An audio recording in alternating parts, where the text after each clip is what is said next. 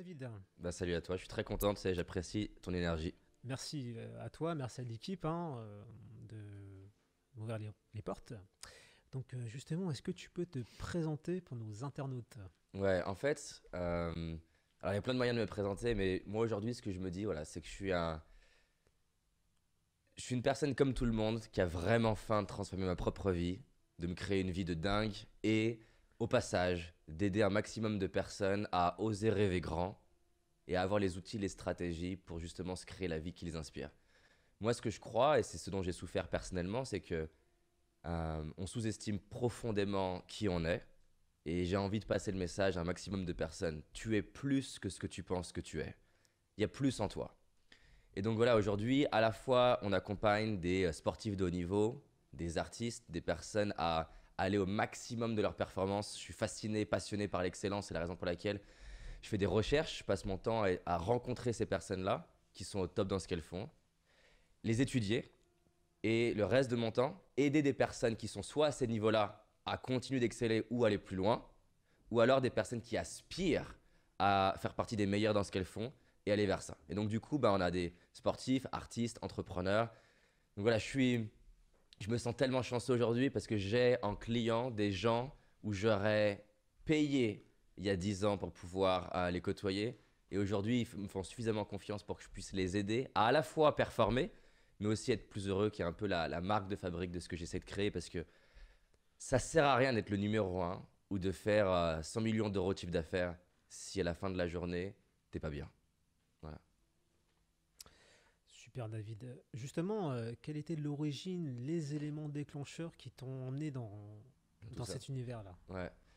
Donc moi, à la base, mon rêve, il a rien à voir avec ce que je fais aujourd'hui. Mon rêve, il est très simple. Enfin, j'ai deux rêves. C'est pas des rêves d'ailleurs, c'est comment je vois ma vie dans le futur. Je me dis que je vais devenir au mieux ingénieur en informatique.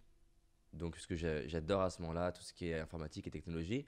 Et aussi, il faut dire que je suis tellement pas à l'aise dans ma relation avec les autres qu'avec l'ordinateur, c'est plus facile. Et plus j'avance vers l'adolescence, plus ça me saute aux yeux que bah, je suis pas à l'aise avec les autres. Et en fait, je suis souvent en train de me comparer. Tu vois, je suis pas.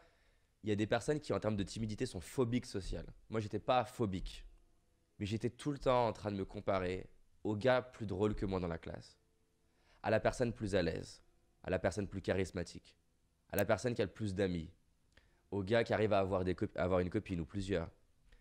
Et en fait, il y a au moins 5 soirs par semaine où je me couche et je me trouve nul et je me l'impression d'être une merde. Je m'en veux, je me déteste, j'arrive pas à lever la main en cours comme je veux, j'arrive pas à aborder les gens comme je veux. À cette époque-là de ma vie, j'arrive pas à voir que mon père m'aime, alors que clairement avec le temps et avec le recul, j'ai vu combien mon père il m'a aimé énormément en fait. Mais vu qu'il a été abandonné par ses parents, il a pas eu de parents pour lui démontrer je t'aime. Donc du coup, bah, il a été maladroit sous plein d'aspects. Euh, et, euh, et donc j'en veux à mon père parce que je pense que je suis timide et mal dans ma peau à cause de lui. Et j'ai l'impression que la timidité, c'est un peu une maladie, quoi. Tu es comme ça. Et les gens te le disent d'ailleurs. Ils te disent, tu sais, David, c'est comme ça en fait. En gros, pas de bol, désolé, t'es né comme ça, il faut que tu fasses avec. Et donc j'ai l'impression qu'il n'y a pas d'espoir. Et c'est le pire en fait. C'est quand tu avances chaque jour avec une situation qui te convient pas et que tu penses qu'on peut rien y faire. Et donc je vois ma vie de manière très très sombre. C'est comme si j'étais dans un tunnel et je marche et les jours me paraissent longs, j'aime pas l'école. Je suis pas mauvais parce que j'arrive à passer d'année en année, mais je déteste l'école. Ça me saoule, c'est long. Euh, j'ai- voilà, et cette vie, elle paraît interminable. Et donc, la souffrance augmente de pas arriver à apprécier ma vie, au point où je me dis, c'est soit tu mets fin à ta vie maintenant, soit tu mises sur ta vie, tu donnes une chance à ta vie, et on verra ce que ça donne. Et donc à partir de là, donc j'ai 15 ans et je me dis vraiment, voilà, il faut que tu fasses des trucs que tu n'as jamais fait. Donc ça se démarre petit, lever la main en cours, j'en parle souvent parce que pour mes potes, c'est rien du tout. Genre, comment tu vas changer ta vie en levant la main en cours, c'est tellement petit en fait. C'est tellement petit. Parler à des personnes dans la cour de récré à qui je parle pas d'habitude. M'inscrire au rugby 2 ans plus tard, vers les 17 ans, hein, sans en parler à mon père parce que je savais que ça lui plairait pas. Me blesser au premier cours. ce qui est pas l'idéal pour pas que ça se sache. Donc il a fallu que je trouve une raison de pourquoi j'ai été blessé. Parce que je n'ai toujours pas le gabarit pour faire du rugby en soi. L'année suivante, je suis revenu au rugby, ça m'a beaucoup aidé. Donc je suis rentré dans une philosophie de me dire, je sais pas si je peux changer ma vie, vraiment. Mais ce qui est sûr, c'est que si tous les jours je fais des choses que j'ai pas l'habitude de faire, un jour peut-être, ce qui est inconfortable pour moi peut devenir confortable. Et je me suis dit, voilà, je veux rendre confortable ce qui l'est pas. Et donc, ça, c'était le début. Puis, à 18 ans, j'ai découvert qu'il y avait une autre solution pour changer ma vie, qui n'était pas seulement de faire des défis, c'est qu'il existait des outils. Tu peux apprendre le piano, tu peux apprendre à réaliser des documentaires, tu peux apprendre à danser. Et en fait, j'ai tapé sur Google comme ça, comment avoir confiance en soi, comment séduire une fille. J'ai tapé plein de questions comme ça. Et j'ai découvert qu'il y avait des livres, qu'il y avait des audios, qu'il y avait des conférences. Et c'est devenu une obsession pour moi. C'est-à-dire que j'écoutais tous les jours des audios en allant à l'école, en allant au travail, parce que j'étais en alternance, j'écoutais, je m'immergeais là-dedans. Et là, pour le coup, pour la première fois, parce que pendant 3 ans, de 15 à 18, ça avance, mais ça me paraît interminable. Là, pour la première fois, à 18 ans, j'ai de la lumière qui arrive dans le tunnel et je me dis, c'est vraiment possible que je change ma vie. J'arrive à me voir un jour plus à l'aise. J'arrive à me voir un jour plus confiant.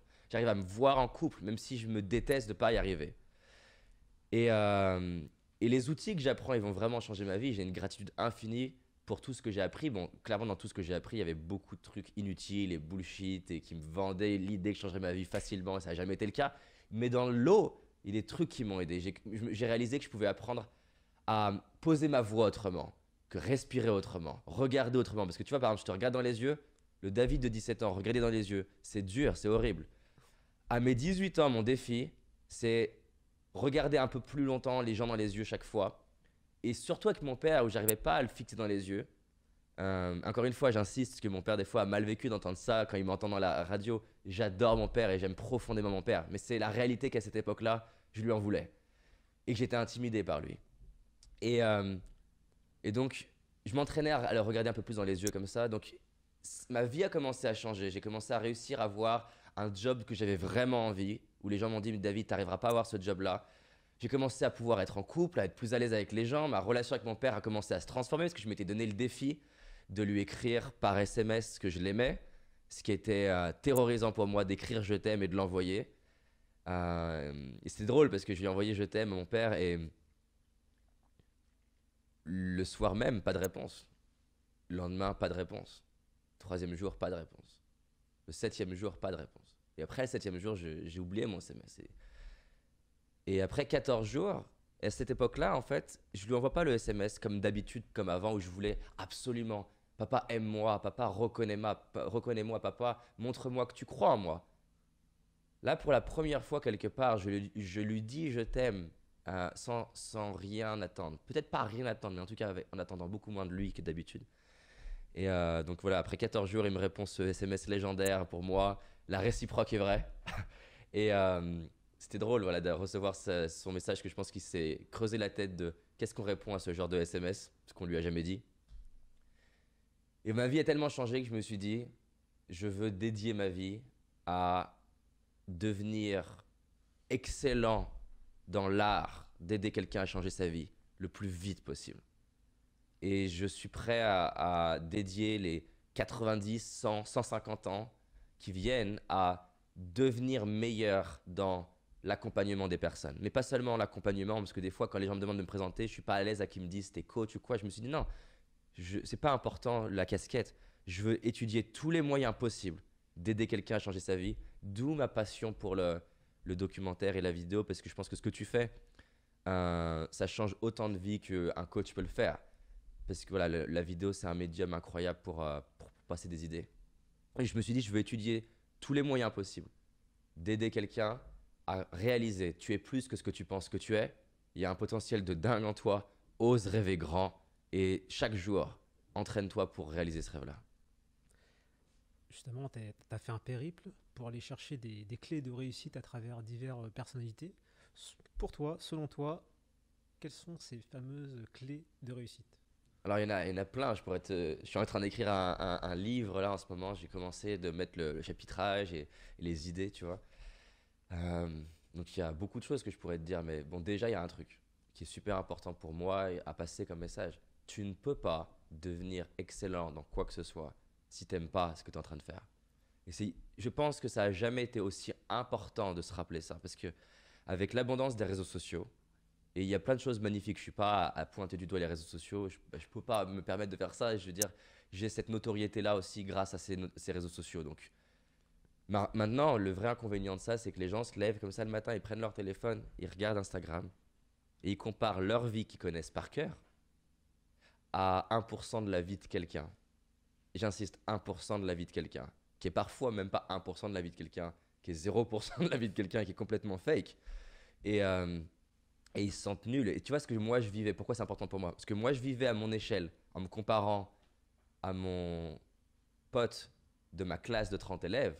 Aujourd'hui, cette même chose qui se passait dans ma classe, moi au moins, entre guillemets, la chance que j'avais, c'est que je me comparais à un élève sur 30. Mais là, le problème, c'est que tu te compares au top 0,0000001% sur 60 000 ou sur 100 millions de personnes qui, en plus de ça, ment. Et donc, les gens se sentent nuls. Et ce qui me touche là-dedans, c'est que du coup, les gens courent vers des rêves qui ne sont pas les leurs et s'en veulent de ne pas avoir l'énergie et la motivation d'y aller. Et pensent qu'ils ont un problème de motivation et pensent qu'ils ont un problème d'engagement. Et du coup, ils se fouettent. Mais en fait, quand tu fais profondément ce que tu aimes, tu as une énergie à l'intérieur qui se révèle. Tu vois, par exemple, mon obsession en tant qu'entrepreneur, aujourd'hui, j'ai la chance d'avoir la confiance d'équipe. Mon obsession tout le temps, c'est de savoir que si... C'est quoi ce bruit? Ouais. C'est de savoir que si je n'aide pas les personnes avec qui je travaille à trouver, identifier ce qu'ils aiment vraiment et essayer du mieux que je peux et du mieux qu'on peut, parce que c'est collectif, à se co-créer chacun des missions et des jobs qu'on aime, je ne peux pas attendre d'eux sur le long terme qu'ils soient engagés et productifs, parce que c'est hyper important de comprendre. On a un truc à l'intérieur de nous qui nous amène dans une direction. Si on n'honore pas cette direction, eh ben on s'auto-sabote. On a des pensées noires, on n'a pas de motivation. Et paradoxalement, ces pensées noires, cette procrastination, j'ai du mal à y aller, les gens ils le voient que comme un problème. Mais c'est parfois un bel indicateur que ce que tu fais, ça ne te correspond peut-être pas assez. Alors il ne s'agit pas de faire noir ou blanc. Parfois tu vas dans la bonne direction et tu as quand même peur. Mais beaucoup de fois quand tu as peur et beaucoup de fois quand tu mets du temps à t'y mettre, c'est intéressant de te demander, est-ce que c'est la bonne direction? Et donc du coup, un des premiers ingrédients, c'est d'aller vers ce que tu aimes. Le deuxième, clairement, il n'y a pas de gens qui excellent sans une obsession à faire mieux chaque jour. Et la seule et unique compétition saine, c'est de se donner le défi, je vais chaque jour être meilleur que le mois d'hier. Que ce soit potentiellement en tant qu'être humain, mais si on prend la question que tu m'as posée qui est comment faire partie des meilleurs dans quelque chose, c'est au moins le localiser dans ton art. Si on prend la vidéo, comment chaque jour je m'assure d'être un meilleur, vidéo éditeur, comment on dit en français, comment on dit? Intervieweur? Non, monteur vidéo, voilà. Si chaque jour, essayer de me dire comment je fais pour être un meilleur monteur vidéo que le mois d'hier, et si c'est pas chaque jour, parce que chaque jour ça peut être oppressant, chaque semaine ou chaque mois, ou au minimum chaque année. Moi, dans mon cas, chaque année j'essaie et je fais tout pour être un meilleur coach que l'année dernière, un meilleur formateur que l'année dernière, un meilleur intervieweur que l'année dernière, tu vois. Là, je réalise des séries d'interviews et je me pose vraiment la question, qui n'est pas facile, de me dire, peu importe là où j'en suis, que certains diraient, mais David, c'est déjà super. Oui, c'est déjà super. Mais de me dire, l'intervieweur dans un an, le moi dans un an, qu'est-ce qu'il est capable de faire et de créer que j'arrive pas à faire aujourd'hui? Donc ça, c'est la deuxième chose, être obsédé par faire mieux à chaque fois.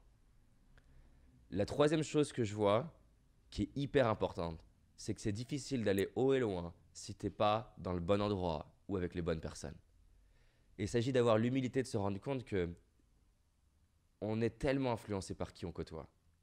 À San Francisco, c'est flagrant. Pourquoi il y a tant de gens à San Francisco qui créent des startups? C'est parce que c'est normal de créer une startup. C'est pas du tout un truc ni bizarre, ni farfelu, ni extrêmement ambitieux. Je veux dire, c'est normal de créer une startup. Si tu es à Los Angeles, c'est normal d'être dans le monde du cinéma. Donc là, je prends des clichés en prenant des villes, mais en soi, tu peux te créer un micro San Francisco à Lyon. à Paris. Et donc, ce truc de se dire, je vais côtoyer des gens pour qui j'ai envie de devenir, c'est normal. Ils vont pas me regarder bizarrement. Ils vont pas me regarder comme je suis fou ou je vais pas y arriver. C'est indispensable. Parce que aussi courageux que tu es, aussi fort que tu es, aussi ambitieux que tu es, si tu côtoies uniquement des gens qui, quand tu leur parles de ton rêve, l'écrabouillent, c'est difficile, surtout au début. Parce que tu vois, j'avais interviewé un gars que tu devrais d'ailleurs rencontrer, Jean Béliveau, qui a fait un tour du monde à pied. Je le connais. Tu le connais, ok. Un tour du monde à pied en 11 ans. Il est génial. Il est génial et il parle de préserver cette petite fleur en toi, à l'intérieur de toi. Au début, c'est une petite fleur. Le moment où c'est un arbre, tu peux parler de ton rêve parce que personne, si, mais en tout cas, il est beaucoup plus solide. Mais c'est important d'avoir des gens autour de soi qui, quand tu parles de ton petit truc, sont pas là en train de te dire c'est de la merde. Maintenant, qu'on soit d'accord, avoir des gens qui te disent c'est de la merde, c'est utile aussi. Parce que ça t'aide aussi à te renforcer, à savoir mieux en parler. Mais il s'agit d'avoir. Il n'y a pas besoin de faire des efforts pour trouver des gens pour te dire que c'est de la merde. Donc il n'y a rien à faire, ça tu peux laisser la vie faire. Mais en revanche, être attentif à côtoyer des gens pour qui ce que tu veux faire c'est normal, ça c'est super important. Euh, un autre truc que je peux voir, c'est de tout faire, peu importe ce qui se passe, pour transformer ce qui t'arrive en opportunité. S'il y a un truc qui me fascine dans toutes les personnes que j'ai rencontrées, interviewées, c'est que tu peux leur mettre n'importe quelle adversité sur leur chemin.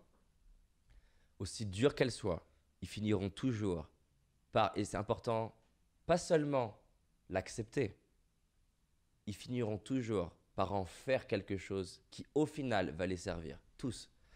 Et ça c'est un muscle, le muscle de t'entraîner à transformer ce qui t'arrive en opportunité. Donc concrètement ça peut être, mon boss m'a mal parlé, au lieu de passer les 2 jours à la machine à café à râler sur ton boss, on n'est pas en train de dire est-ce que ton boss devrait faire autrement, peut-être qu'il devrait faire autrement, mais la question c'est, en quoi c'est une opportunité pour moi quand mon boss fait ça? Peut-être que c'est une opportunité de gérer mieux mes émotions. Peut-être que c'est une opportunité de savoir avoir de la répartie. Peut-être que c'est une opportunité d'être centré et calme. Peut-être que c'est l'opportunité de changer le job. Je ne sais pas en quoi c'est une opportunité. Mais plus vite je vois ça comme une opportunité, mieux c'est. Marc Aurèle, pour qui je voue une admiration en ce moment. Donc Marc Aurèle qui était un des plus grands empereurs romains, mais surtout au-delà d'être un empereur romain, c'est l'empereur romain aujourd'hui, enfin, on va dire le plus respecté pour sa sagesse. Au-delà de sa capacité à être stratège pour les guerres et la gestion d'une armée, la gestion d'un peuple, le plus respecté dans sa sagesse. Et selon Marc Aurèle, dans ses mémoires à lui-même, il écrivait que l'ingrédient, s'il devait choisir qu'un ingrédient pour expliquer sa réussite, s'il n'avait qu'un seul, c'est la capacité qu'il avait à transformer tout ce qu'il arrive en opportunité. Et ce gars-là, on ne parle pas d'un embouteillage comme difficulté. Il a eu des tentatives d'assassinat toute sa vie. Il a eu des attaques, des barbares à l'époque qui attaquaient Rome. Il avait plein de difficultés à gérer. Et selon lui, l'ingrédient qui expliquait sa réussite, mais aussi son bien-être, c'est sa capacité à voir en quoi ce qui m'arrive est beau et qu'est-ce que je peux en faire pour moi. Donc voilà, si Marc Aurèle avait ça, je pense qu'il y a quelque chose à apprendre de ça. Et c'est vraiment un truc que tu retrouves chez tous les plus grands. C'est Steve Jobs qui dit « J'ai été viré d'Apple, c'était le médicament le plus douloureux, mais le patient en avait besoin. » C'est cette philosophie-là. C'était douloureux, mais j'en avais besoin. David, est-ce qu'il y a des choses qui t'énervent, qui t'écœurent dans ce monde? Alors écœuré, c'est peut-être pas un mot, c'est pas un mot beaucoup dans mon vocabulaire. Qui m'énerve, c'est sûr. Alors qu'est-ce qui m'énerve? Si ouais, un truc qui m'énerve, c'est. Alors, si un truc qui m'énerve pas forcément au quotidien, mais si je le voyais, ça m'énerverait. Typiquement, tu parlais d'avoir un impact chez les enfants. Si je suis dans une classe et je vois un adulte aller voir un enfant et lui dire écoute, c'est mort, c'est pas possible, tu n'y arriveras pas, t'es trop petit, t'es trop grand, t'es trop je sais pas quoi, ça peut me réveiller. Mais ça, à la limite, c'est même pas que ça va m'énerver, je vais le transformer en puissance, en force pour faire quelque chose. Mais c'est un truc qui pourrait m'énerver. Un autre truc mais c'est lié, euh, un autre truc qui va m'énerver, c'est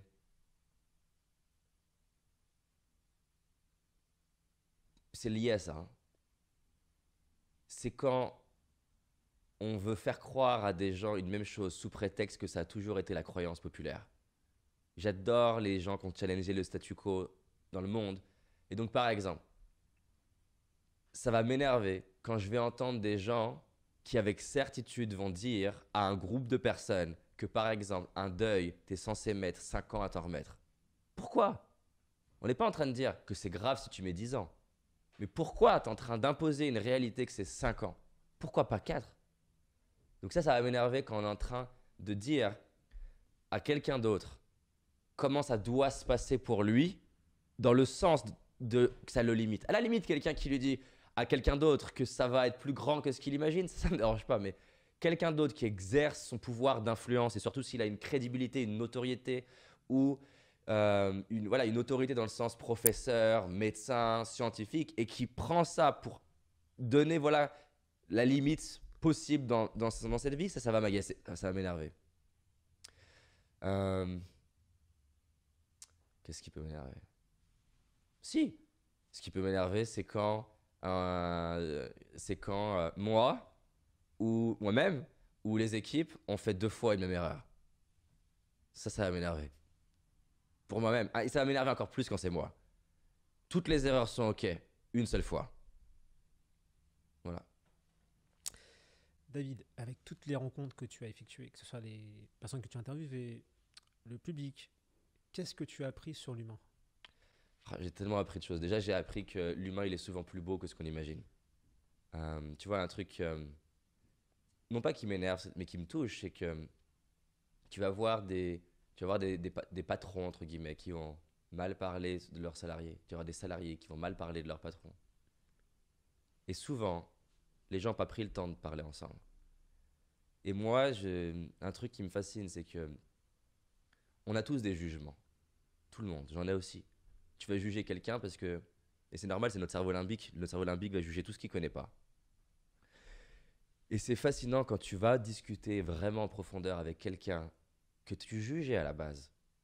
Ça peut être de pas intéressant, de méchant, de ce que tu veux. Et tu vas juste, de manière la plus posée possible, écouter sa version des faits, entendre son monde, sans vouloir être d'accord avec lui. Tu vas souvent te rendre compte que la personne elle est plus belle que ce que tu imaginais. Et moi, j'encourage le salarié à aller voir son patron et de s'arrêter à juste c'est un enculé, alors que tu n'as peut-être jamais pris le temps. Qu'est-ce que ça fait tous les matins d'avoir 1500 salariés à gérer et la pression que si tu fais une erreur, tu peux décevoir 1500 personnes. La pression que peut-être que pour faire survivre l'entreprise, il va falloir licencier 300 personnes et que tu vas être détesté pour ça. Je ne suis pas en train de dire que tous les entrepreneurs vont faire ça pour cette raison-là. Bien sûr, il y en a qui sont excessifs sur le profit. Mais souvent, tu n'as pas pris le temps de discuter avec la personne. Dans l'autre sens, l'entrepreneur va peut-être parfois pas prendre assez de temps à discuter avec son assistante et se rendre compte de sa version, de sa vision. Autre exemple, les parents viennent me voir et me disent je comprends pas, mon ado il joue aux jeux vidéo, il fait ça, il vend de la drogue, j'en sais rien. Je dis est-ce que tu as déjà pris le temps de lui demander profondément, écrire une vraie conversation où tu n'attends rien de lui, si ce n'est t'intéresser à lui ou à elle, qu'est-ce que tu aimes dans ce jeu vidéo, pourquoi tu joues aux jeux vidéo? Ce qui est bluffant et ce qui est perturbant, c'est que souvent, sans dire que tu es d'accord, quand tu vas voir la vraie personne et que tu l'écoutes, tu te dis ah merde, j'avais jamais vu les choses comme ça. Et ça veut pas dire qu'on doit excuser, mais ça veut dire que tu comprends mieux, tu vois. C'est facile, par exemple, de pointer du doigt un jeune de cité sur ses comportements. C'est facile. Maintenant, est son enfance, est sa vie, vit là-bas, et regarde, est-ce que ça serait si facile? On n'est pas en train de dire, j'espère que j'ai bien être clair, on n'est pas en train d'excuser, mais juste dire souvent, donc un des trucs que j'ai compris sur l'humain, c'est que souvent, l'être humain a des plus belles intentions que ce qu'on peut imaginer. Et quand un être humain est pas bien, souffre, eh ben il a des comportements qui sont souvent agressifs et qui vont souvent faire que les autres vont se sentir mal autour. Mais il faut dissocier les comportements d'une personne et qui elle est au fond.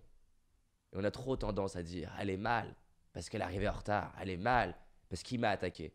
Ok, on n'est pas en train de dire que c'est forcément bien ce qu'il a fait ou ce qu'elle a fait, mais peut-être que le jour où ton collègue de travail il a été agressif, peut-être que ce jour-là, on lui a annoncé, je vais prendre un exemple extrême, que sa mère avait un cancer. Et tu le sais pas, tu vois. C'est une histoire que j'aime beaucoup raconter, c'est une métaphore. Ils sont dans un car, c'est un car qui part d'une destination A à une destination B. Et au devant du car, il y a un papa avec ses 2 enfants. Et ces 2 enfants font énormément de bruit. C'est un car en pleine nuit, ils font énormément de bruit. Et le papa semble ne rien faire pour dire à ses enfants d'arrêter de faire du bruit, de déranger tout le monde. Et donc tu commences à avoir des murmures dans le car, les gens qui commencent à te dire « c'est un mauvais père, c'est n'importe quoi, ah, le monde aujourd'hui ». Et commence à créer du bruit. Et au bout d'un moment, t'en as qui se sent gonfler la mission de faire arrêter ça. Et donc il se lève et il marche en héros depuis de l'arrière du car. Et il va devant, et il se met droit devant le père, et il regarde dans les yeux et il dit « vous êtes un mauvais père ». Il le pointe du doigt comme ça, avec le doigt comme ça. « Vous êtes un mauvais père, c'est mauvais ce que vous faites, c'est inadmissible. Vraiment, vous devriez avoir honte d'être comme vous êtes. Regardez comme vous êtes ». Et il lui fait son discours de 30 secondes comme ça. Et le père, il lui dit, qu'en face, qui est assis, il le regarde et il dit « écoutez monsieur, je suis vraiment désolé, j'ai conscience que ça se fait pas, je viens de perdre ma femme hier, mes enfants viennent de perdre leur maman et je sais pas comment gérer. Et je sais pas quoi dire à mes enfants. Je me sens extrêmement mal. » Et le gars qui est debout là, comme ça, qui se sentait justicier, se dit « ah merde, c'est pas si facile que ce que j'imaginais, tu vois. » Et moi, ce que j'ai appris, c'est normal de juger, mais va au-delà de tes jugements. Les êtres humains sont souvent plus beaux que ce qui paraissent, tu vois. Et quand tu regardes 2% de quelqu'un, tu vas dire qu'il est mauvais. Quand tu vois 100%, tu vas dire, bah ouais, ok, c'est un être humain en fait. Et dans l'autre sens aussi, tu vas mettre des gens sur des piédestals. Ah, lui, il est que parfait. Oh, Gandhi, il est que parfait. Mais quand tu lis la biographie de Gandhi, ou la biographie de Mandela, ou la biographie de ces personnes-là, tu sais quoi? C'est des êtres humains. Je veux dire, la fille d'Einstein disait d'Einstein que c'était un mauvais père. La femme de Mandela, elle n'était pas tout le temps épanouie avec Mandela. C'est pas des super-héros, c'est des êtres humains. Je suis pas en train de dire que tous les êtres humains rentrent dans la même case, mais c'est beau quelque part de se rendre compte de faire tomber du piédestal ceux qu'on regarde en bas en disant « Hey, c'est des êtres humains qui ont fait des choses incroyables. Moi, je voue une admiration pour Mandela et Gandhi. Hein. Mais c'est des êtres humains, donc c'est accessible pour moi. Et de l'autre côté, les gens que je critique, ils sont peut-être pas si bas que ce que j'imagine. Donc ça, c'est voilà, une chose que j'ai apprise. L'autre chose que j'ai appris, c'est que c'est fou, ça me touche énormément, comment quelqu'un peut bloquer pendant 30 ans et comment en une question, en un exercice, en un coaching, sa vie peut se transformer. Et ça, c'est d'ailleurs le truc que j'adore le plus dans mon métier. J'adore le coaching que j'adore le plus. C'est la personne qui vient me voir et qui me dit « Je suis allé voir 3 thérapeutes, 3 coachs, je suis allé faire 3 trucs, 3 machins, ça fait 15 ans et je suis bloqué. » Quand j'entends ça, moi, c'est ce qui m'excite le plus. Plus c'est dur et plus ça paraît mort et plus ça paraît impossible, plus ça me donne de l'énergie. Tu vois, j'ai une dame qui vient me voir et qui me dit j'ai perdu mon fils il y a 8 ans, il est décédé, j'arrive pas à m'en remettre depuis 8 ans. J'ai essayé plein de formes d'accompagnement et j'y arrive pas. Quand j'entends ça, je sais que ça peut paraître bizarre, quand j'entends ça, j'ai tout mon corps qui a de l'énergie. Parce que je me dis waouh, là j'ai l'opportunité de changer la vie de quelqu'un entre guillemets. Hein. C'est elle qui va changer sa vie, mais j'ai l'opportunité d'avoir plus d'impact dans la vie de quelqu'un. Donc j'adore ce truc. Quand je capte que c'est lié à une croyance, tu vois, l'impuissance apprise, c'est perturbant et fascinant. Cette étude qui est très connue, alors elle est souvent utilisée par rapport à la métaphore avec l'éléphant qu'on enchaîne et on l'enchaîne petit. Et donc du coup, vu qu'on l'enchaîne petit, la corde, elle est trop solide. Et c'est ce qui fait qu'il n'arrive pas à s'enfuir. Et donc quand il grossit, même si la corde est toute petite, il essaye même plus. Mais ça, c'est la métaphore. Il n'y a pas réellement d'études scientifiques sur ce sujet-là. Par contre, il y a une vraie étude perturbante qui a été faite avec les chiens où ils prennent une cage, ils la découpent en deux. Au milieu, il y a un obstacle. Ils électrifient le sol. Le chien est dans la salle et ils mettent un choc électrique au chien, ce qui est horrible. Le chien, pour s'en sortir, il saute de l'autre côté et il est sain et sauf. Ok ? Deuxième groupe de chiens, c'est la même chose. Sauf que quand le chien saute de l'autre côté, le sol est électrifié des deux côtés. Et donc, il arrive de l'autre côté, il se fait encore électrifier. Le chien, il hurle de douleur. Il ressaute de l'autre côté en espérant que ça puisse lui permettre de survivre. Il reprend un choc électrique. Il fait ça 3-4 fois. Et au bout d'un moment, il se replie sur lui-même. Et c'est une posture qu'on connaît de victimisation. Où on revient sur nous-mêmes. Et à ce moment-là, ce qui est fascinant, c'est qu'ils prennent le chien et ils le mettent dans la cage où, de l'autre côté, il ne se passe rien. Et le chien, quand il prend des chocs électriques, qu'est-ce qui se passe? Il saute même plus. Et c'est ce qu'ils ont appelé l'impuissance apprise, c'est-à-dire qu'il a appris à être impuissant. Donc c'est une expérience qui est horrible, que je ne cautionne pas du tout, qu'on soit clair. Mais ça a donné naissance à plein d'autres études qui montrent que chez l'être humain aussi, ce qui s'est passé dans notre enfance, mais parfois même il y a 2 ans, conditionne ce qu'on croit possible. Et donc, on apprend à être impuissant. Exemple concret personnel. Mes parents ayant divorcé quand j'avais 2 ans, j'ai vu des conflits entre mes parents. J'ai associé couple égale danger. C'est pas par hasard que j'arrivais pas à me mettre en couple. Parce que j'associais m'engager égale douleur. Et quand engager égale douleur dans ta tête inconsciemment, t'as beau essayer de te mettre en couple. Tu fais un pas en avant et tu fais 2 pas en arrière avec ton inconscient. Et c'est valable sur l'argent. J'arrivais pas quand j'ai créé mon entreprise à gagner de l'argent. Et parce que j'ai entendu, le seul moment où j'entendais parler d'argent dans ma famille, c'est tu demanderas ça à ton père. Et mon père qui râlait. Et donc l'argent était associé à conflit. Donc c'est pour ça que, enfant, je me disais, et je disais des fois à ma mère, je veux rien à Noël, débrouillez-vous, prenez l'argent de mon Noël, prenez l'argent de mon anniversaire, pour pas que j'ai à entendre parler d'argent. Forcément, quand tu as ça dans le bas de ta tête et que tu essayes de proposer tes produits et tes services, eh ben, t'es pas à l'aise. Parce qu'il y a une partie de toi qui te dit, plus je vais faire ça, plus je vais avoir des conflits. Et donc, j'adore quand je capte chez un client que sa vie est bloquée liée à une toute petite croyance et la débloquer comme ça en 1 heure, 2 heures ou 3 séances et de voir, j'ai un entrepreneur comme ça, il faisait 2 millions d'euros de chiffre d'affaires et il stagnait, il ne comprenait pas. On a travaillé sur sa relation à son père, ça lui a permis de passer les 3 millions 3. Et il me dit, c'est quoi le lien entre mon père et mon business? Je dis, fais-moi confiance, il y a un vrai lien, tu vas voir. Non pas que c'est toujours le lien, que les entrepreneurs qui nous écoutent ou nous regardent ne se disent pas que c'est ça forcément la clé, mais pour lui, il y avait un lien. Et voilà, c'est fascinant. Donc après, il y a plein de choses que j'ai appris sur l'être humain. David, dans des moments difficiles de doute, à qui ou à quoi penses-tu pour te régénérer, quoi? Yes. Première chose, ça dépend de mon niveau de doute. Si j'ai un tout petit niveau de doute, à quoi je pense? À la piscine. Aller à la piscine.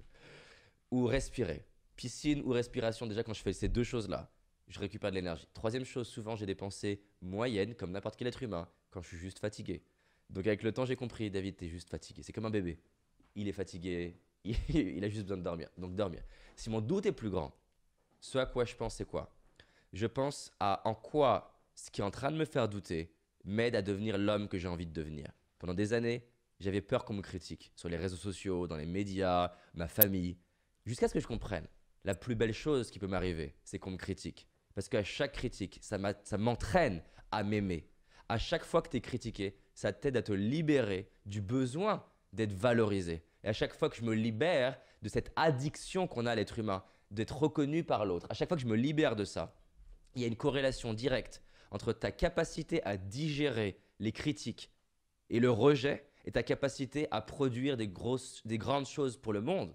Et donc aujourd'hui, le fait de me demander, quand je vais recevoir une critique sur les réseaux sociaux par exemple, et me dire en quoi cette critique m'aide à accomplir mon rêve et ma vision, déjà ça va me redonner de la force, me dire effectivement, cette critique-là, elle m'aide soit à devenir meilleur, elle m'aide soit à gérer mieux mes émotions, elle m'aide à devenir l'homme que j'ai besoin de devenir. Parce qu'aucun homme, aucune femme ont accompli dans l'histoire des grandes choses en étant effrayé du regard des autres. Mandela a été critiqué massivement, Gandhi critiqué massivement.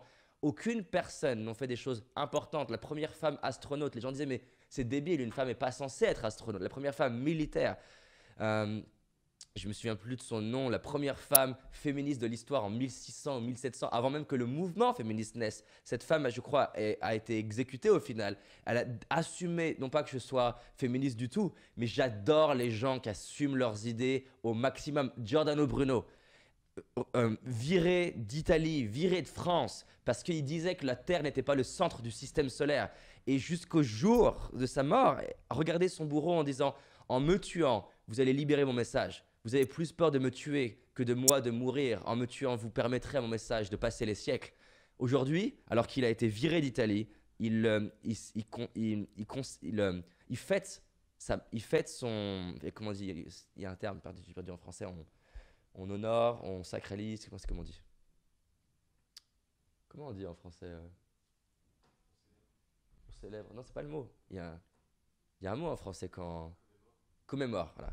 Chaque année, il commémore la vie de Giordano Bruno parce qu'il a été au bout de ces trucs-là. Donc, je pense à ça. Comment ce qui m'arrive m'aide à accomplir ma vision.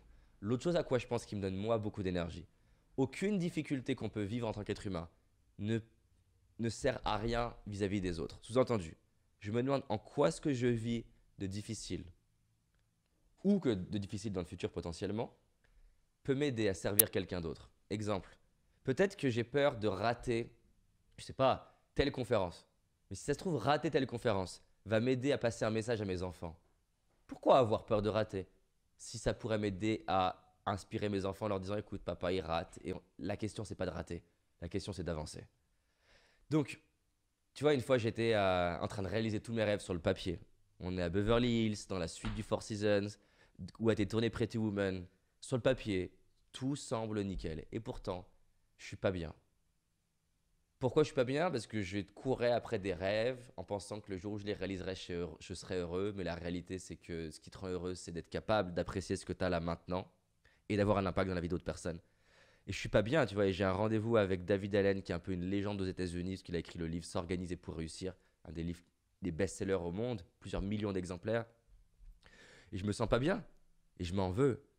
Et ma femme, elle me voit sur le lit et elle dit mais qu'est-ce qui se passe? Elle ne m'a jamais vu comme ça, tu vois. Alors que j'ai un rendez-vous avec ce gars-là, et je pars même pas en rendez-vous tellement je me sens nul. Et ce qui va faire que je vais me lever, c'est me dire David, tu dois pas être le seul au monde à avoir accompli les trois quarts de tes plus grands rêves et ne pas être bien. Si tu te relèves, un jour tu pourras aider quelqu'un qui vit cette situation-là et tu pourras l'aider. Ça m'a donné envie de me lever. Je suis allé au rendez-vous, je suis arrivé 1 heure en retard. J'avais honte. J'ai passé mon interview en anglais avec un anglais pourri, à ne pas être présent du tout, parce que présent physique, enfin dans ma tête, j'étais pas là. Le gars m'invite au restaurant, ce qui m'arrive jamais. Et on pourrait se dire, waouh, David Allen t'invite au restaurant, c'est incroyable. Moi, quand il m'invite au restaurant, je me dis, mais je suis une grosse merde. Je mérite pas d'être invité au restaurant par ce gars-là. Je vais au restaurant, passe tout le restaurant, je me dis, mais qu'est-ce que je fais là? Je lui perds son temps. J'en m'en voulais de perdre du temps à ce gars-là. En plus, s'organiser pour réussir. Le mec, dans ma tête, il gère chaque seconde de sa vie. Je suis pas censé lui perdre des minutes. Et à la 3 quarts du repas, je lui dis, écoute, il s'appelle David, donc. David, il faut que je te confie quelque chose. Je me sens pas bien. Je suis arrivé en retard parce qu'en fait, ça va pas. Et j'ai peur. J'ai peur en ce moment. Et ça a changé la relation avec lui. Il s'est commencé à s'ouvrir à moi. Il m'a parlé de ses propres peurs. Et je me suis dit, mais en fait, c'est un être humain. Il a beau être là, il a peur aussi. Et de ce jour-là, j'ai compris que j'avais pas à être un super-héros qui a jamais peur, qui rate jamais rien, qui vit aucune difficulté. La seule chose que j'ai à être, et ça tombe bien, je le suis, et nous aussi, c'est d'être un être humain. J'ai rien à faire pour ça. Et cet être humain, j'ai juste à avancer. Et si j'avance, eh ben, je vais pouvoir inspirer des gens à avancer. Et ça me donne beaucoup d'énergie. Et donc, il n'y a rien qu'on peut vivre, qu'on ne peut pas utiliser pour quelqu'un d'autre. Même les plus grandes atrocités. Tu vois, j'ai un ami, ancien client, qui a eu un accident de moto. Je prends souvent son exemple parce qu'il m'inspire beaucoup dans son parcours. Voilà, 70% de son corps avec un handicap. C'est magnifique parce que, non pas ce qu'il a vécu, mais c'est magnifique ce qu'il est en train d'en faire pour les autres. Tu as rencontré, interviewé Philippe Croison. Moi, j'ai une admiration pour lui. Waouh! Ne pas avoir accès à ses membres comme ça et inspirer autant de personnes, moi j'ai du respect total pour ça. Il aurait pu décider de pourrir sa vie et il décide d'utiliser sa vie au service des autres pour, comme dit Gandhi, ma vie est mon message et passer un message. Passer un message. Donc je pense à ça. Et quand tu penses à ça, de toute façon c'est simple, hein. Le secret pour l'énergie, c'est d'impacter les autres. David, est-ce que tu aimerais remercier des personnes qui ont contribué de faire de toi ce que tu es? La liste, elle est longue. Premier qui me vient, Dr. John DeMartini. J'ai une gratitude infinie pour lui. C'est un chercheur, scientifique, formateur. Euh, je lui dois énormément parce qu'il m'a permis de sortir de la pensée positive. Le problème de la pensée positive, c'est que c'est une prison. Une prison, il faut être toujours positif. Il faut jamais avoir de pensée négative. Il faut formuler toutes tes phrases positivement. C'est la pression. Aujourd'hui, la science, elle montre que quand tu demandes à quelqu'un d'être que positif, il y a des anti-mémoires dans son cerveau qui réactivent des souvenirs ou des fantasmes futurs, des cauchemars futurs qui sont extrêmement négatifs pour maintenir l'équilibre dans son cerveau. Nous ne sommes pas faits pour être que positifs. On est fait pour être résilient. On est fait pour avancer. Mais on n'est pas fait pour détruire la partie en nous qui a des pensées plus noires. Ces pensées noires, des fois, elles ont un sens. comme je disais tout à l'heure sur la motivation, la procrastination, parfois tu n'es pas motivé, pas parce que tu as un problème, parfois tu n'es pas motivé parce que tu vas pas dans la bonne direction. Et heureusement que tu as ce manque de motivation pour t'indiquer quelque chose. C'est comme si quelqu'un voudrait pouvoir manger de la merde sans tomber malade. Mais moi, je veux tomber malade si je mange de la merde. Et donc, tomber malade, c'est désagréable. Personne veut tomber malade. Je veux pas tomber malade. Mais tomber malade en conséquence de manger de la merde, eh ben, je préfère ça. Tu vois, c'est drôle, quand j'étais ado, mon modèle du monde de l'époque, hein, j'étais pas le seul jeune, c'est si je suis un gars fort, je suis capable d'absorber une bouteille de vodka ou whisky entière sans vomir.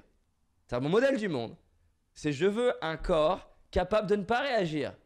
Mais moi aujourd'hui, je préfère si je prends un truc qui est pas bon pour moi, qu'il le dégage le plus vite possible. C'est drôle mon modèle du monde. Et ce modèle du monde-là, il revient à un modèle du monde où les gens disent je veux pas avoir de peur. Mais la peur, des fois, elle a un sens. La colère, parfois, elle a un sens. La colère, elle t'indique des choses qui sont importantes pour toi. Effectivement, comme tu me demandais, qu'est-ce qui te met en colère? C'est pas par hasard qu'on est en colère. Parfois, c'est parce que les règles du jeu importantes pour nous dans le couple sont pas respectées. Parfois, c'est parce qu'on les a pas définies. Parfois, c'est parce qu'il y a un truc qui nous va pas dans le monde. Et tu es en colère. Certains, ils sont en colère parce qu'on ne respecte pas les animaux. Moi, je vais être plus en colère parce qu'on ne fait pas ce qu'il faut pour aider les enfants à croire en eux. Il y a un sens à nos émotions. Donc, gratitude infinie à lui. Michael Jordan, il m'a inspiré ce truc de je peux être plus que ce que je suis. Peter Jackson, avec son film Seigneur des Anneaux, moi, ça m'a montré regarde ce qu'on peut construire, regarde ce qu'une équipe peut faire. Parce que Peter Jackson tout seul, il fait pas Seigneur des Anneaux. Hein. Et en plus, il y a eu un paquet de ratés. Ils ont dû l'amener au bout, quoi, ce film. Donc, j'ai une admiration et une gratitude pour lui. Ludovico Einaudi, on en parlait tout à l'heure, ses musiques, moi, il a changé autant ma vie que certains coachs par ses musiques. Ma mère, mon père, mon grand-père, ma grand-mère. Je veux dire, déjà les quatre, je ne serais pas qui je suis. Tu vois, il y a un truc que j'ai compris avec le temps qui me rend humble, c'est ok, la vie que j'ai, je l'ai grâce à moi, sous plein d'aspects. Parce que, bah oui, c'est moi qui me suis entraîné, c'est moi qui ai mis les heures, c'est moi qui ai pris mes risques. Mais objectivement, j'ai eu la chance d'avoir des parents qui m'ont aimé. Maladroitement parfois, comme tout parent. Mais ils m'ont aimé, ils ont été là, ils sont occupés de moi, ils ont fait du mieux qu'ils pouvaient. Et voilà, je ne serais pas qui je suis sans eux, donc je les remercie. Je remercie mon grand-père d'avoir été lui-même et d'être parfois détesté par ma famille parce qu'il était extrêmement maladroit et très mauvais en communication dans la famille, très dur. Mais il m'a montré que, à sa manière, tout était possible. Ma grand-mère, qui est une obsession à être altruiste, parfois trop pour elle. Des fois, elle se pense peut-être pas assez à elle. Mais voilà, ça m'a montré que être obsédé par servir l'autre, c'était important. Je sais pas, tous les auteurs là en ce moment, Ryan Holiday, je le remercie pour le fait de montrer qu'à 33 ans, à 33 ans, tu peux devenir excellent dans des connaissances et que tu peux devenir mondialement connu, non pas parce que tu montres ta Ferrari tous les jours ou ta Lamborghini ou des mannequins, mais tu peux être connu mondialement parce que tu crées quelque chose qui est une masterpiece à 33 ans. Moi, je veux construire des masterpieces. Je veux que ce qu'on crée avec les équipes, ça soit légendaire. Je veux que des gens puissent en parler dans 300 ans. Donc, tous les gens qui ont créé des masterpieces, je les admire. Michael Jackson, Steve Jobs, même si je ne l'admire pas du tout pour la gestion de sa santé et de sa communication. Elon Musk. J'ai trop de personnes que je remercie. De toute façon, on n'est personne sans les autres êtres humains. Donc, et je me nourris tous les jours de gens qui... Giordano Bruno, j'en parlais tout à l'heure, je sais pas, il y en a plein qui me... Toutes mes équipes, je les remercie. Je ne serais rien sans eux. Les clients, je leur dois tout. Les premiers clients qui ont fait confiance en un jeune pas crédible, maladroit, trop jeune, entre guillemets, Je remercie même ceux qui m'ont critiqué sur YouTube. Ils m'ont aidé à devenir meilleur, plus fort. Je remercie la vie, en fait. Je me sens trop chanceux d'être en vie. C'est ouf. Je remercie tout le monde. On a une vie de dingue, en fait. Je sais pas. Il y a trop de gens à qui remercier. Justement, parmi les conférences que tu as effectuées, euh, est-ce qu'il y a des personnes qui t'ont toi-même remis en question, qui t'ont carrément surpris, quoi? Tu pensais pas du tout que tu allais tomber sur ce type de personne et tu disais quelque chose et paf, la personne te pose une question ou te dit un truc qui toi-même te remet en question. Est-ce que c'était déjà arrivé ça? Mais plein de fois, de toute façon, c'est pas possible que je me remette pas en question. En fait, Et parfois, c'est dur, hein. Il y a un inconvénient qu'on soit d'accord avec ça. Je veux dire, c'est rare les conférences où je finis une conférence en me disant que, entre guillemets, il n'y a rien à changer. Donc, c'est arrivé plein de fois. Et en fait, j'adore ça. Je déteste ça et adore ça. Mon, mon message, et je vais l'assumer encore plus, je ne l'ai pas assez assumé à mon goût sur les réseaux sociaux. Je l'assume en séminaire, mais pas assez à mon goût sur les réseaux sociaux. Mon message, c'est l'obsession de ce qui marche et pas de ce qui fait bien, ni de ce qui paraît cool, ni de ce qui est cohérent avec ce que tu as dit hier. Donc, bien sûr, tu vois, quand je fais une vidéo sur la loi d'attraction et que tu as un vrai commentaire agressif, mais scientifique, pragmatique, de quelqu'un qui me dit David, voici 3 études qui montrent que ce que tu as dit c'est faux, ben bien sûr que ça me remet en question. Mais je le remercie en fait. Je veux avoir le luxe d'avoir des clients qui sont suffisamment brillants pour me remettre en question. Maintenant, je veux avoir le luxe d'avoir des clients suffisamment centrés, humbles et bons communicants pour pas le faire avec violence. Mais je souhaite d'avoir des gens qui me disent David, je suis pas 100% d'accord avec toi, tu vois. Là récemment, il y a quelqu'un qui nous a écrit en disant j'adore ta formation entraînée pour réussir, 99% de ce que tu dis, ça change ma vie. Maintenant, je suis un spécialiste de la santé. Et il dit voilà, la formation, elle n'est pas sur la santé. La formation, c'est sur l'état d'esprit. Mais il y a un module sur la santé pour donner des fondamentaux. Et il dit dans 95% de ce que tu dis, je suis d'accord, mais il y a 5% auxquels je suis pas d'accord. Et je dirais pas que je suis d'accord avec là où il est pas d'accord, parce que pour avoir rencontré, interviewé plein de spécialistes de la santé, ils se contredisent tous. Mais je me suis dit putain, il est pertinent, tu vois. Et au moins, il m'a fait me questionner en me disant peut-être que cette partie-là, bah, j'en suis moins sûr. Et ouais, je veux surtout pas, mon message c'est challengeant le statu quo, je veux surtout pas rentrer moi-même dans un dogme de voici la vérité. S'il y a bien un truc que la science t'apprend, c'est que la science ne comprend rien, entre guillemets. C'est-à-dire que dans 200 ans, on regardera ce qu'on se disait, on se dira on avait faux sur plein d'aspects. En revanche, bien qu'on soit d'accord, moi j'adore la science, parce que la science, elle approxime la vérité. On est de plus en plus proche de ce qui est vrai. Donc ouais, ça m'arrive régulièrement. Mais c'est trop cool. Et ce qui est génial, c'est que meilleur je suis, moins ça m'arrive en quantité, c'est-à-dire il y a de moins en moins de personnes qui peuvent remettre en question ce que je vais dire parce que je suis de plus en plus sûr de moi par le nombre d'expériences que j'ai fait et les études scientifiques que je recherche. Mais j'ai aussi la chance d'avoir des gens de plus en plus brillants qui participent à mes formations, que ce soit des sportifs de haut niveau, que ce soit des chercheurs qui ont envie de me suivre. Tu vois, là, je vais avoir demain une rencontre avec un chercheur que j'apprécie beaucoup et on s'entraide sur certains aspects. Et ben, c'est un luxe d'avoir des gens brillants pour me remettre en question. Tu vois, Ray Dalio, il a dit un truc qui m'a marqué. Il m'a dit entoure-toi de gens brillants, pas d'accord avec toi. Et ça, je veux que ce soit mon credo. Aussi douloureux que ça soit pour mon ego. Parce que mon ego, je vais te dire, j'ai envie d'avoir raison, j'adore avoir raison dans mon ego. Mais mon désir d'avoir raison, il est beaucoup plus petit que mon désir d'avoir un impact. Et donc, ouais, ça m'arrive. Et ça m'arrivera tout le temps. Hein. De toute façon, c'est simple. Hein. Mon rêve, il est simple. Un de mes rêves, c'est créer des formations, par exemple, qui s'adressent aux personnes qui ont un impact mondial. Exemple, mettre dans une salle Beyoncé, Elon Musk, un des plus grands chercheurs dans une salle et leur transmettre quelque chose. À ton avis, qu'est-ce qui va se passer si je mets 100 des plus grands esprits les plus brillants dans une salle?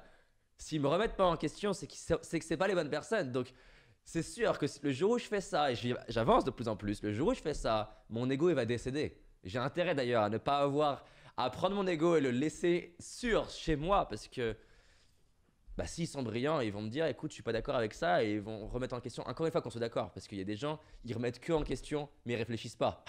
Moi je veux des gens qui remettent en question mais en mode tiens, cette partie-là m'a parlé, cette partie je n'en suis pas sûr, tiens, j'ai vu telle étude et qu'on puisse créer un débat. Et je veux aller vers ça d'ailleurs. Aussi douloureux que ça soit, mais je pense que c'est le seul moyen de changer le monde. Tu as répondu à ma prochaine question du coup. David, bah, pour finir, est-ce que tu voudrais évoquer quelque chose qui te tient à cœur, un thème précis? Bah, je pense que je l'ai pas mal dit, mais le thème qui me tient à cœur, D'accord. le thème qui me tient à cœur, c'est simple, hein, c'est comment tu révèles le meilleur de toi. Et moi, c'est d'encourager, en fait, c'est d'encourager les gens qui regardent ce documentaire, cette vidéo, à s'autoriser à penser à cette phrase. Je ne sais pas ce qui est possible ou non. Alors pourquoi pas ne pas agir? Pourquoi ne pas agir comme si tout est possible? Comme si tout était possible. Je ne sais pas ce qui est possible ou non. Alors pourquoi ne pas agir comme si tout était possible?